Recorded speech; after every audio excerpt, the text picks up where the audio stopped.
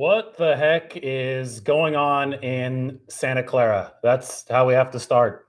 Two more season-ending injuries for the 49ers, and I guess those are the first two technically because Jeff Wilson's, when he stood up at his locker 3 weeks ago and tore his meniscus, is probably not season-ending. But these next two, for Justin School, a torn ACL, and for Tarvarius Moore, a torn Achilles, almost certainly are season-ending for the 49ers in 2021.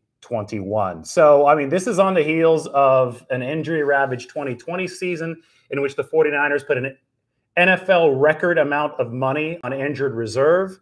It's on the heels of several consecutive seasons in which the 49ers have been one of the most injured teams in the NFL. In fact, Football Outsiders has done a study and research using advanced stats and adjusted man games lost, which takes into account injuries that are more impactful than others. So, for example, Trent Williams getting hurt is more impactful than Mark Nazacha getting hurt. And the 49ers have been the second most injured team in football since 2014, according to that study, in terms of adjusted man games lost, behind only Washington. So today's news with Justin School going down and with Tarvarius Moore going down is only the latest in a long string of bad 49ers injury luck. Of course, it derailed the entire 2020 season. So we're going to talk a little bit about that today. We're going to talk a bit about how the offseason program is going today. No 49ers practice. That's been canceled. The availability where I was supposed to actually, be right now at Levi Stadium, but that's not happening. And I do wonder if the 49ers are going to hold any more offseason practices, given what happened, obviously, and the fact that they're voluntary.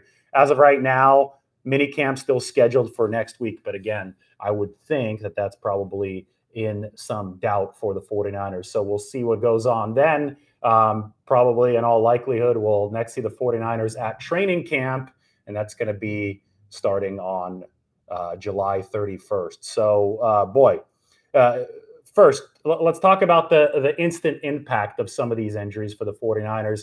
Tarvarius Moore is a player that I had making the team on my 53-man roster projection. So that's where we can begin, because with Justin School, I actually had him on the bubble on the outside looking in. I didn't have him making the team after the 49ers really bolstered their offensive line. So with Tarvarius Moore, I think he's a very valuable piece. Yeah, some people can argue that he hasn't necessarily lived up to the third-round draft status that he attained in 2018 when the 49ers acquired him out of Southern Mississippi.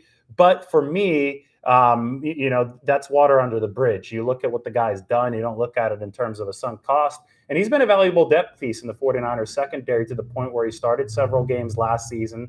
I thought played fairly well because the 49ers obviously had injury issues at safety. Where didn't they have injury issues in 2020? And remember, the season before, he actually saw valuable time in the Super Bowls. Tarvarius Moore, who was the dime back against Kansas City, and the 49ers needed a dime back because Kansas City played with that spread out offensive attack. He had a big third down pass breakup, and he had a huge interception that actually was the last high point for the 49ers in that Super Bowl. 3rd and 15 and all that, helmet to helmet, the Jimmy Garoppolo stuff happened right after that. And it wasn't good for the 49ers from that point forward. Of course, Moore also had a penalty against Travis Kelce in the end zone. That somebody brought that up on Twitter today. But, I mean, who doesn't lose one-on-one battles to Travis Kelce? He's going to win those more often than not. And I think Tarvarius Moore still had a net positive impact in the Super Bowl. I do think that, considering the context of him being a depth piece on this defense, he's had a net positive impact on the 49ers. And when Tarvarius Moore just tore his Achilles on Monday, the 49ers have lost a positive depth impact piece from their secondary. Is it the end of the world? In a vacuum, no, it's not the end of the world. But I think the main issue is here that these injuries just keep on coming.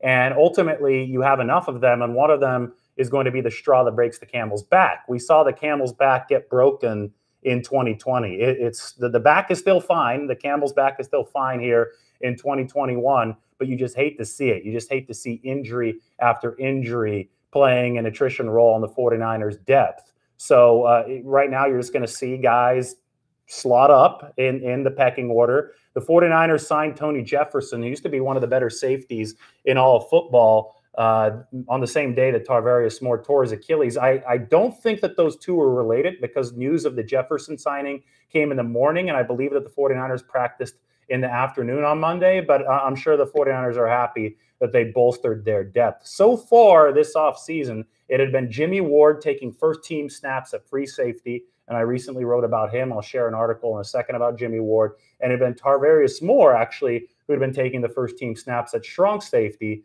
because Jaquiski Tartt has still been dealing with the lingering effects of his toe injury. So when the season starts, we had expected Jaquiski Tartt to be the starter at strong safety anyway, and for Tarvarius Moore to be the primary depth right behind him. You could still expect Jaquiski Tartt in that number one role, but now, Tarvarius Moore is not the first on the depth chart right behind him.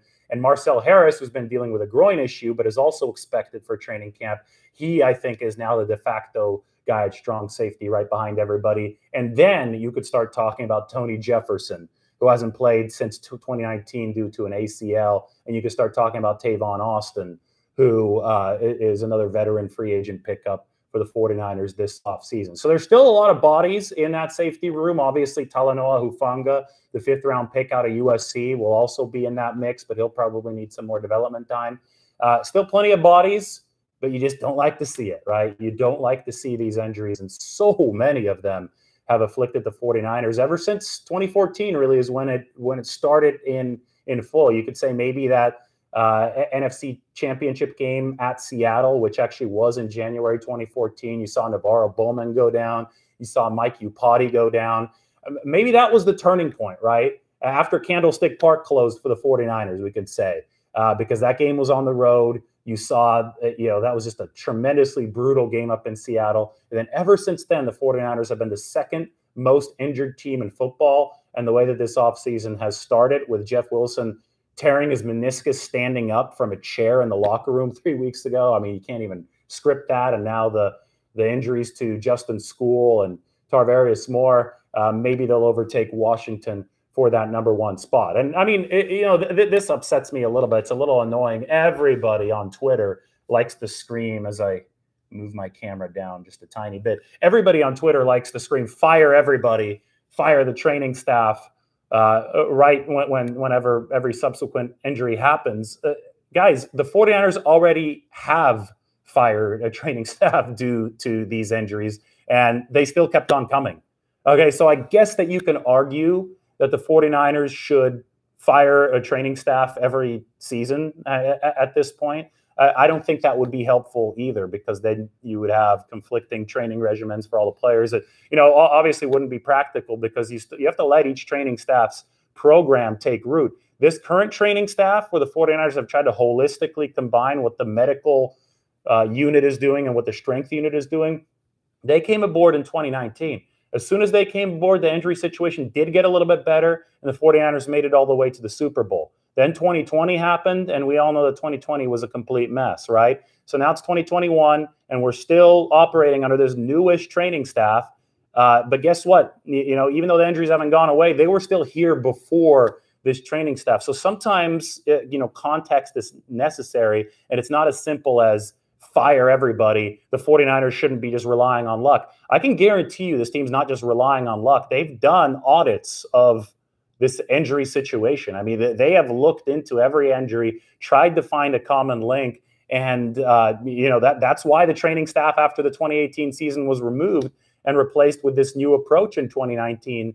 But the hits still keep on coming. So it's not as simple as a lot of people are making it out to be. It's not one guy just dropping the ball and everybody's getting hurt because of it. It's not because they have turf on their practice fields. They don't. They actually have natural grass on the practice fields at Levi Stadium. Trust me, this situation is vexing. It's confounding to everybody. And I'll share my article about it right now. I'll also answer some of your questions. So here is my article on the injury situation. Unfortunately, because this news came out today, it overshadowed what I wrote about yesterday, and I will talk about right now, and that is the article about the 49ers salary cap situation, which just got worse because of the injury situation. It does not pay to have injuries. Injuries are expensive. because it means that you can't cut a guy. You're still got to shoulder his financial load for that season. And it also means that you have to pay his replacement. So the 49ers are now running low on cap space because of several issues that we'll get into in just a second. Anyway, there's going to be several things to talk about. That means several rounds to take questions. And the first round to take questions will be right now. Well, the first question is, what the heck is happening over there? And I think I just did my best to explain that. Sorry if the answer wasn't adequate for your needs. I read somewhere that teams traveling to 10 a.m. body clock games have higher injury rates. I believe that is true. The 49ers have quite a few 10 a.m. body clock games this season. I believe 5 of them. They're trying to eliminate one of those by staying over in West Virginia at the Greenbrier like they did last season. So maybe that will help. Any news on Sherman? No news on Sherman. I did have an update on Richard Sherman, though, in my salary cap article. I wouldn't call it news, but I would call it an update, which I will share right now. So that's the next thing we're going to talk about. Here is the piece. The headline is, with Julio Jones off the table, are there other players the 49ers might pursue this summer? The picture is of Zach Ertz, because the Eagles have potentially made Zach Ertz available for a trade. The question is, can the 49ers afford to add anyone who's not signed on a veteran salary exception? It's going to be a really tight squeeze because the 49ers right now, as I explained in that piece, make sure you sign up to The Athletic, click on the link.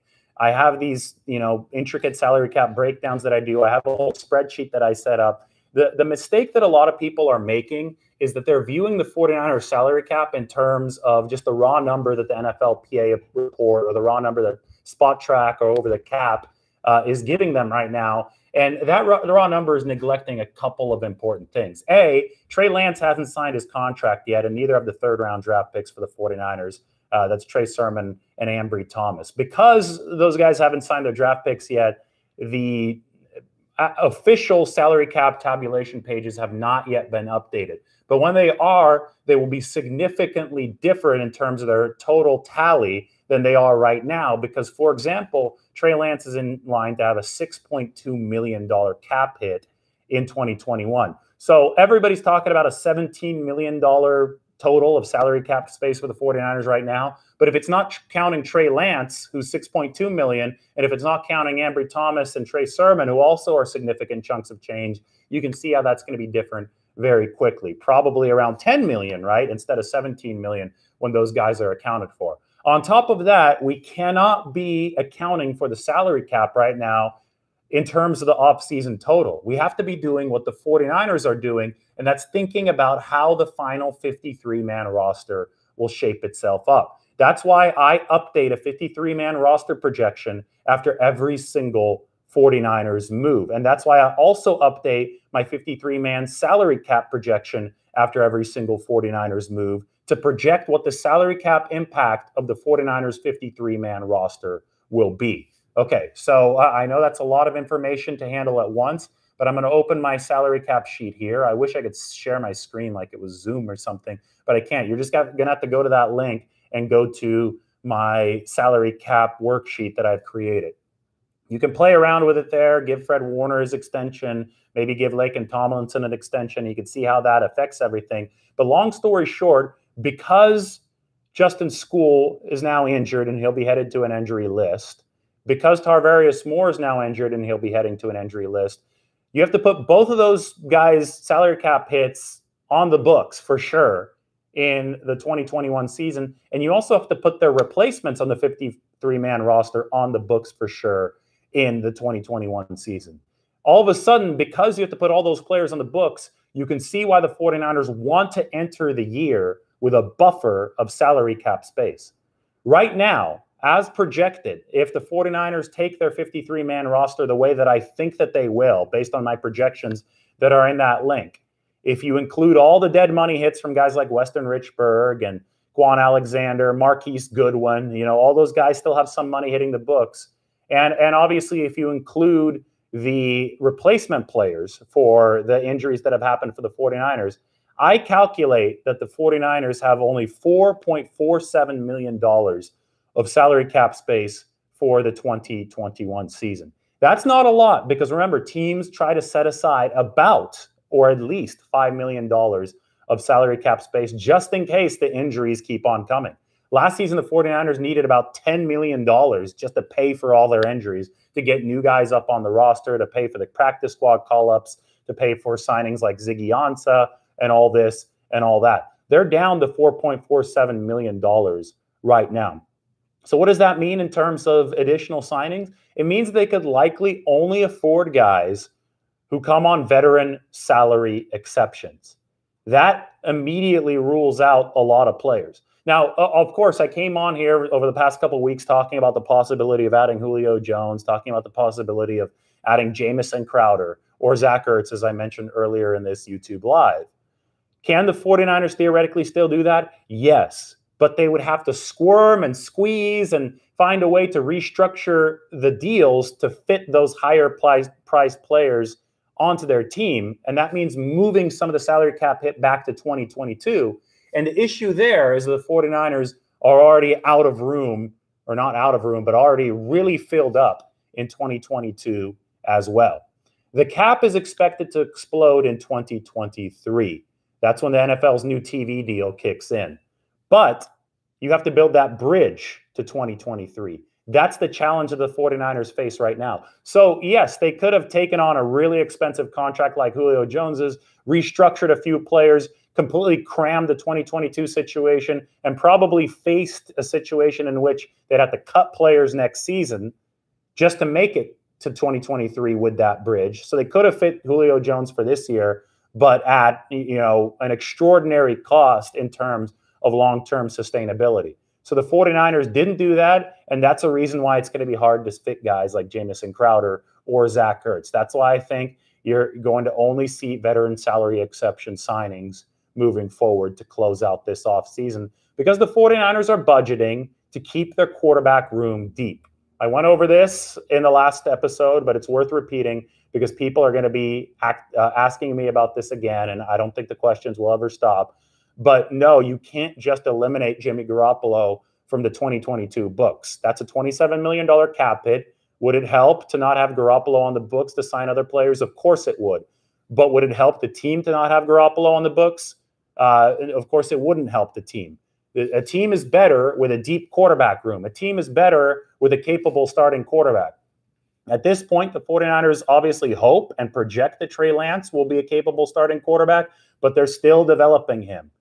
Right? They're not going to cross the bridge of ridding themselves of their QB1 until somebody else has proven that they can be that QB1.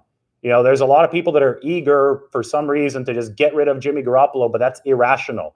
It's rational to develop Trey Lance and to also keep a guy who's already taken you to a Super Bowl, right? You can have both. I mean, this is the same franchise that had both Joe Montana and Steve Young on the team at the same time. Now, the problem is that was before the salary cap existed.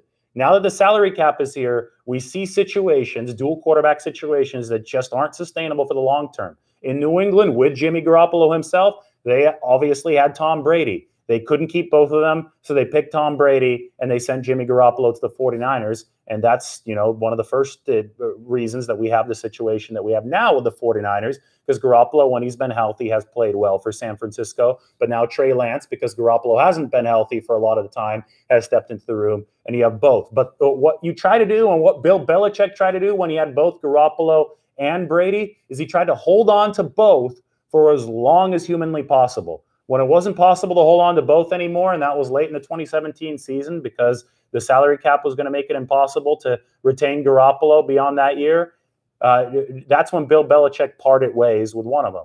The 49ers back in the early 90s, when they had both Montana and Young, they held on to both as long as possible until they had to trade Joe Montana to the Kansas City Chiefs. I think the 49ers are going to hold on to both Garoppolo and Trey Lance as long as possible. The window is going to probably depend a lot on how quickly Trey Lance develops. And it's also going to depend a lot on how Garoppolo performs in this 2021 season. So the point being, when you zoom out, is that the 49ers just cannot budget for no Garoppolo in 2022 at this point. They don't know what the situation is going to look like, and they're not going to cross that bridge of entering quarterback danger with only one guy who's may not be ready until they absolutely have to, until they get there. So for now, we have to budget 2022 with Garoppolo on board at a $27 million cap hit, and that's what the 49ers are doing. That's not saying he's going to be on the team. That's saying how the 49ers have to budget the situation. And given that they are low on cap space in both 2021 and 2022, which is why I don't see any more huge acquisitions for the 49ers. Okay, back to the questions. Pour them in, and I will answer as many as I can before I move on to my next topic. I'm going to start from the bottom now, just to give some equal opportunity to some of these questions.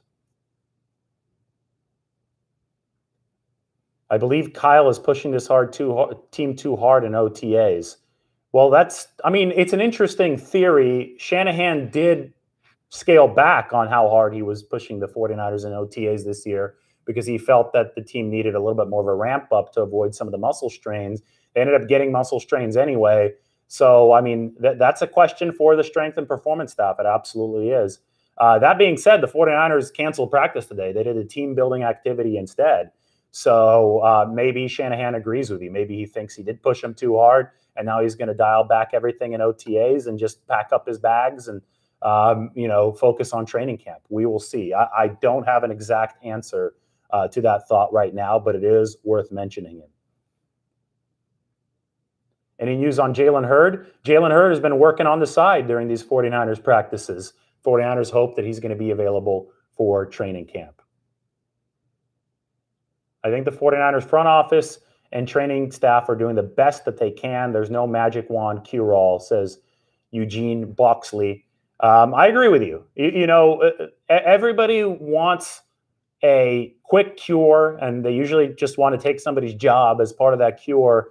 Obviously is not studying this situation in depth, and that's an emotional, quick reaction. We can't just have a 140-character fix in situations like these. Trust me, the 49ers are studying this as hard as they can. Now, one thing that the 49ers have done that I think is certainly worth mentioning is they focused on durability in this past draft. Cumulatively, the 49ers' 8-player draft class played in 165 of 174 possible college games over the past 2 seasons. 165 out of 174 possible college games over the past 2 seasons. That's 95%. So the 49ers have drafted guys that have been available to play over the past 2 seasons. They also signed Samson Ebukam, who's been in the NFL for 4 years, and he's played in 64 possible regular season games over those 4 seasons. So that's reliability. Obviously, the 49ers did re-sign some of their own players like DJ Jones and Jaquiski Tart and K'Wan Williams, who have been hurt. But nobody was arguing with those re-signings. They're 1-year re-signings, veteran, stopgaps even, if you will, because I don't think that those players may be in the 49ers' long-term plans. But they kept those guys, and the fresh guys that they added, to longer-term deals have all been very, very reliable over the course of their careers. And I think that's directly correlated to this injury situation. And we'll see if that pays off for the 49ers. It's obviously not an auspicious start to this 2021 offseason when you have Jeff Wilson tearing his meniscus as he gets up from a chair in the locker room.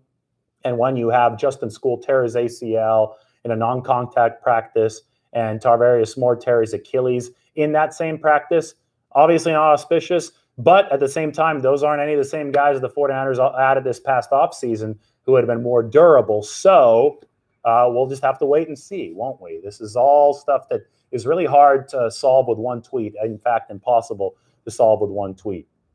Who do I think will be the third wide receiver? That is another good question. I wrote about the receivers the other day. If Jalen Hurd is healthy, I think he's your number 3 guy. Obviously, you can't count on that given what's happened over the past 2 seasons. So that being said, I think that Mohamed Sanu is currently in the driver's seat for that spot because since the 49ers didn't break the bank and deplete all their draft capital for Julio Jones, I think it's really clear that they probably won't break the bank or deplete capital for any other splashier name. That puts Mohamed Sanu in the driver's seat for that spot. Now, Jawan Jennings, I think, has been doing a good job in OTAs, And he was a rookie in 2020. I think he's a player that a lot of Tennessee fans loved. I think he's a total gamer. I think that he is a developmental prospect for that number 3 wide receiver role. Of course, Richie James is a potentially valuable extra piece, but I almost see Richie James as a 4th wide receiver because of his size. I think the 49ers really want a big slot option. Somebody like Mohamed Sanu, somebody like Jawan Jennings, who can really block, who could really contribute in the run game. That's why I put them, along with Jalen Hurd, higher on the pecking order than somebody like Richie James, who, because of his lack of size, I see as more of a specialty weapon in this offense. Of course, when you talk about size, physical prowess, Austin Watkins Jr., Sammy Watkins' younger cousin, is also a player you have to put in that conversation.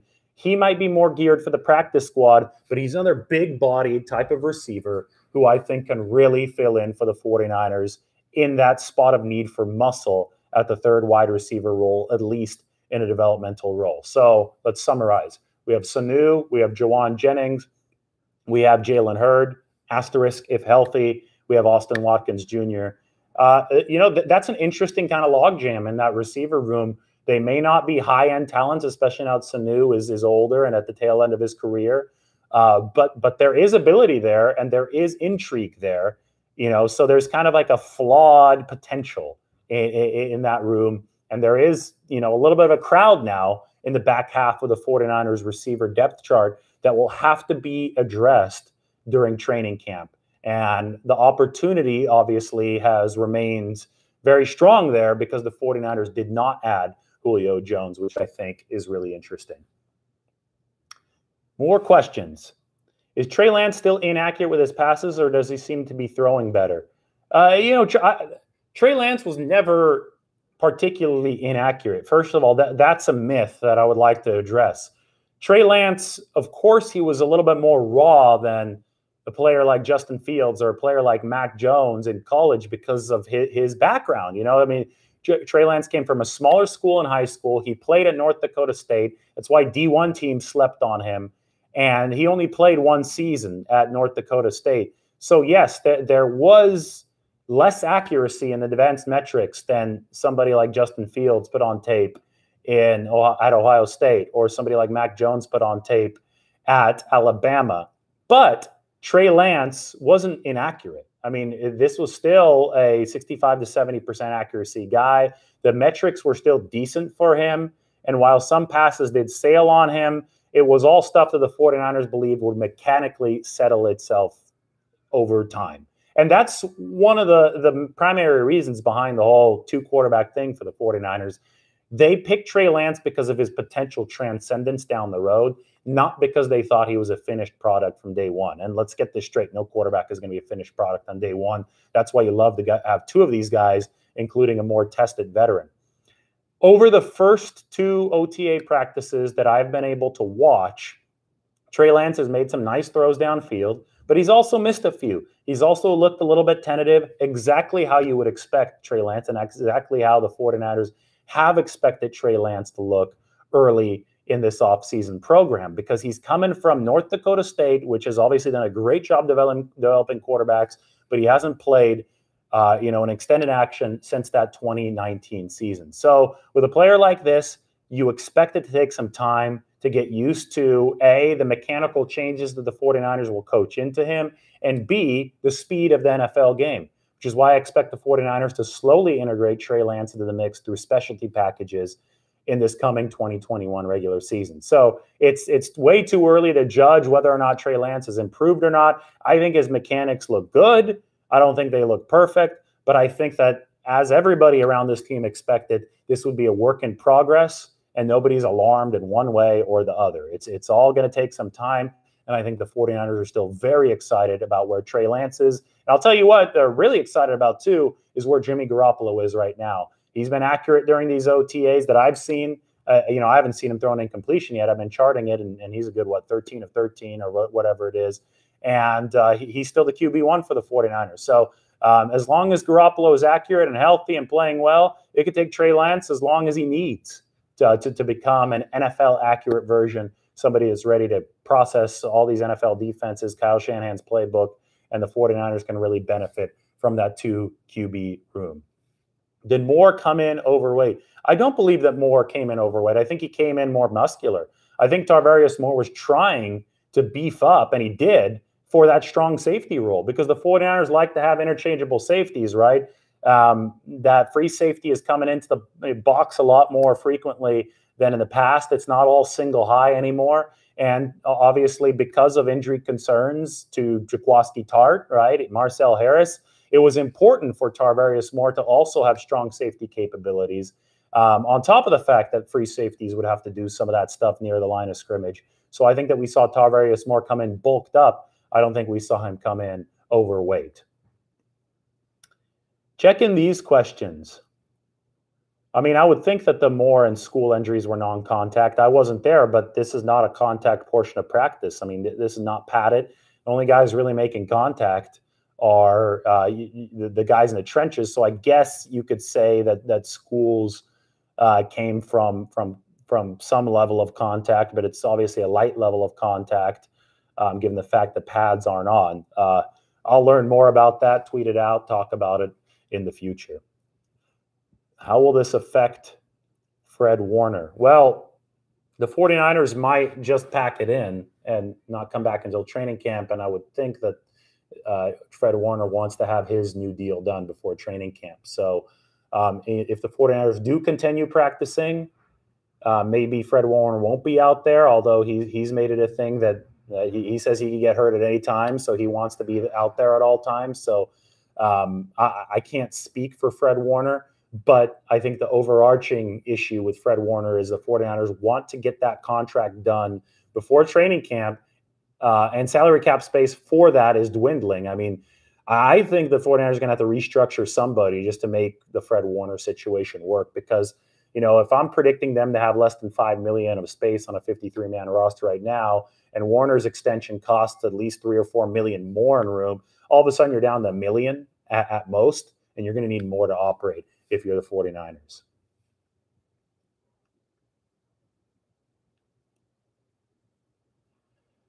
Most impressive rookie so far? It's hard to tell.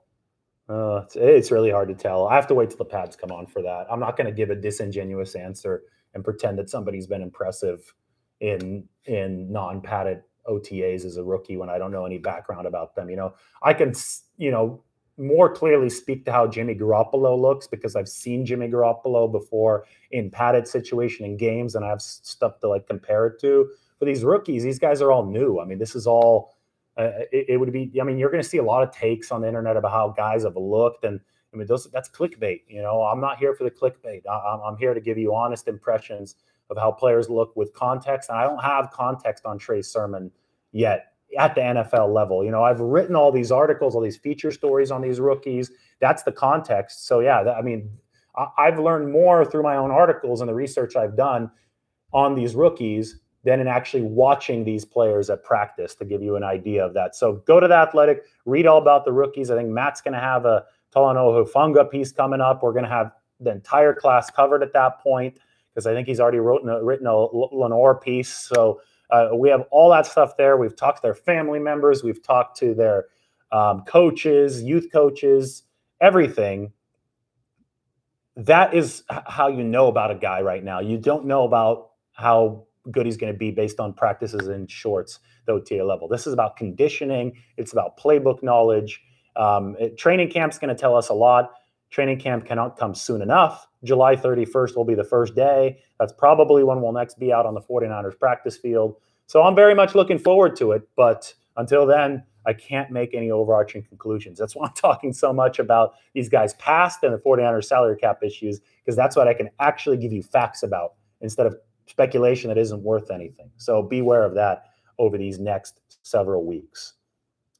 Does Jennings look better than last year? Yeah, well, I mean, Jawan Jennings, I didn't see him in the offseason program last year because there wasn't an offseason program. I could tell you he looks a little bit quicker than he did in training camp last season. I think he might be a little bit trimmed down just to be better at the receiving aspect of things.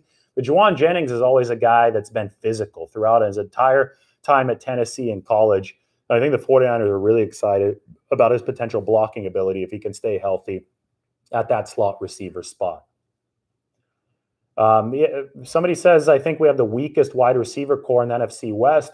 It's possible that the 49ers do have the weakest wide receiver core in the NFC West because it's really good elsewhere in the NFC West, right? DeAndre Hopkins is in Arizona. DK Metcalf is up in Seattle. Cooper Kupp and company is down in LA with the Rams. I don't think the 49ers have any receiving room to scoff at, though, right? I mean, again, the caveat's always health, but when they are fully loaded at full strength, you have Deebo Samuel and Brandon Ayuk at the top. That's a good top. And if you do really get to that full strength, you have Jalen Hurd at the number 3. And let's just wait and see. Let's see how Jawan Jennings pans out, right? Let's see how Mohamed Sanu pans out. Let's see how that entire room, even a guy like Austin Watkins Jr., is able to work into the whole mix. And maybe 1 through 6 or 1 through 7, you have a pretty darn good unit at the end of the day. And then you also have to consider George Kittle to be a receiver for the 49ers. You can't just look at this in a vacuum. You can't just say, oh, the 49ers have a bad receiving core compared to DeAndre Hopkins and company, and not include who should potentially be the 49ers' number 1 target in George Kittle. Because this guy, Kittle, has put up Julio Jones-type receiver efficiency numbers ever since he's come into the league. So he is very much part of the offense. And while an offense like Arizona's might be extremely, extremely receiver-centric, an offense like the 49ers is not as receiver-centric. They're tight end-centric, and they line George Kittle out wide. I mean, this is a positional how do I put it? Positionless skill positions is the best way I could put it for the 49ers. This is an offense that emphasizes positionless skill positions. You'll see George Kittle line up wide. You'll see the fullback, Kyle Juszczyk, line up in the slot or even out wide occasionally. You'll see receivers move inside to tight end-like positions to block in the run game. Kyle Shanahan likes to move everybody around, so you can't talk about the entire 49ers wide receiving core without mentioning George Kittle, who's one of the best wideouts in all football. Right? George Kittle belongs in that conversation. So you look at the whole offense holistically, you can't say that the 49ers don't have a lot of weapons and don't have a loaded offense when they're healthy. And we saw that in 2019 when they were generally healthy throughout the season. And I think that they're even more loaded now. Again, the caveat comes back to where we started, and that's health. That's the first link. That's where the 49ers have to get better. And that's why Monday's news of those 2 injuries at practice was just so, I don't want to say demoralizing, but so alarming and so vexing. If you're a 49ers fan, you got to be angry because this is a really good, deep football team when they're healthy. But when you use up all of that depth just to go 6-10, because you face so many injuries over the course of the season, all of a sudden that depth is not going toward a Super Bowl berth. It's just going toward trying to stay afloat. And that's really frustrating because I do think they built a nice roster. But when the injuries keep on happening, people have a right to get frustrated because of that very reason. Do I recommend trading for Ertz? I would only recommend trading for Ertz. The 49ers absolutely love Ertz and believe in his longevity over the next couple seasons. Because the only way that you could fit Zach Ertz is if you give him an extension, spread out that cap hit a little bit. And for that to happen, and Zach Ertz and I, we went to college at the same time over at Stanford. I covered him there. I would love to have him in the building more than anybody. But again, financially, this is a guy at 88 catches just a couple of years ago. He's not going to come at a veteran salary exception. He still has a year on his deal with Philadelphia. You're going to have to do a lot of maneuvering to fit Zach Ertz in. So you better believe that you can give him a nice extension that makes that work, right? You got to commit to the long term, and you better believe that he's not going to turn into dead weight as soon as the 2022 season. So it depends on Kyle Shanahan's level of belief, not only in Zach Ertz's ability right now, but also in his longevity as a player. Is there any chance? Oh, by the way, RSF 49ers is a great Instagram and Twitter account. You guys go and follow them right now on Instagram and Twitter, RSF 49ers. You just asked a good question. Any chance that Eric Armstead's contract gets restructured? In fact, tomorrow evening, I'll be on the Instagram Live with our SF 49ers. I think that's my favorite one out there on Instagram, just to keep track of everything that's going on, keep my pulse on the fan base. So make sure you give them a follow. He asks, is there any chance that Eric Armstead's contract gets restructured? I believe so. Again, it depends on how much room the 49ers need to carve out. And if Eric Armstead is a cornerstone guy that they believe will be here for a certain amount of years, which his initial contract extension signed last year indicated that he was, that's money that you can move around. You find the players who are cornerstones. I believe Armstead's one of them. That's where you move the money around. In fact, with Armstead's deal, I feel that they built in the possibility of restructuring either this offseason or the next, in case they did run into a crunch like they have now. Because remember, Armstead signed his deal during the whole COVID situation last season. So the 49ers knew that there might be some funny business coming up with the cap. So I think, yes, that's a good question. I think that is one place that they may go and turn to for cap relief. You said the 49ers should develop their cornerbacks and no Sherman. Well, Sherman is a guy who could help you develop your cornerbacks. That's what he's done the past few years. I mean, Sherman's a great teacher, coach on the field and the locker room. Will there be money for Sherman? Will there be roster room for Sherman? Those are two entirely different questions, and the answer may be no. But don't act like Richard Sherman doesn't help you develop your cornerbacks when Richard Sherman has been one of the primary reasons that young guys have developed for the 49ers. I mean, Richard Sherman is a great, great presence in any team's locker room, especially at this stage of his career. I'm going to finish up here in a couple minutes because I want to hit the road and head to the mountains since the 49ers aren't practicing today. So let's take a look at a couple more of these. By the way, thanks everybody for following. Be sure to tell your friends about the channel. We're growing quickly. I can now do shows from my phone, so mobile, because we're well over 1,000 subscribers. And I just love this opportunity to connect with fans. I mean, it's going to be another time of 45 minutes of just answering questions and talking, and it seems that people really like it. If you guys can comment and let me know how I can get guests on here, I'm technologically okay with stuff. I figured this much out, but I would love to get like split screens and get players on here and get people talking and do some fun stuff. It seems after this little 1 month long trial run of YouTube lives that I've done that it seems to be popular. So if you guys can tell me how I could more easily do this on Twitter, because I don't think Periscope exists anymore, and more easily do this on YouTube, I am all ears. I would love to have interviews and split screens. Send me a message. My email's on my Twitter, dlombardi@theathletic.com, or comment on this video, but spread the word, and I will continue trying to make these better and better for you. My main focus is the writing, obviously, and I will share the article one more time. Right after the injury situation today, I had one on The Athletic. There it is. And I also had a big piece about the 49ers salary cap situation, why they didn't end up getting Julio Jones, even though it was possible, as I had talked about, and what the 49ers can do moving forward in terms of signing players. And that's linked right there. So check out that latest link. That is a huge breakdown of the 49ers salary cap situation. I guarantee you it's not stuff that you're going to see on Over the Cap and places like that right now, because I'm thinking ahead with some of this stuff for the 49ers cap situation. I think it's absolutely worth signing up for The Athletic. My friend Morel is on right here, and I can't answer his questions. So I don't have any of those two, which is hilarious. But, man, Morel, if you want to give your Twitter handle there, maybe people will give you a follow. I always love when you get old friends tuning into these YouTube lives, but good stuff. StreamYard is your answer. I'll check out StreamYard. Hopefully it doesn't cost too much money, and we'll go from there. Yeah, thanks, Craig. I'm glad that you like what The Athletic has. Again, 49ers cap situation. Maybe I'll do another live tomorrow. I'll start doing more of these. I could talk about that, but right now I want to hit the Bay Bridge before the traffic gets really bad. Maybe I'll swing by Delhiboard and get a sandwich on my way out of town. Anyway, thanks to everybody. Thanks for tuning in. Looks like we had a lot of viewers again today. Another 45-minute show. Check out all the links. Check out the replay. And everybody have a great Tuesday. Take care.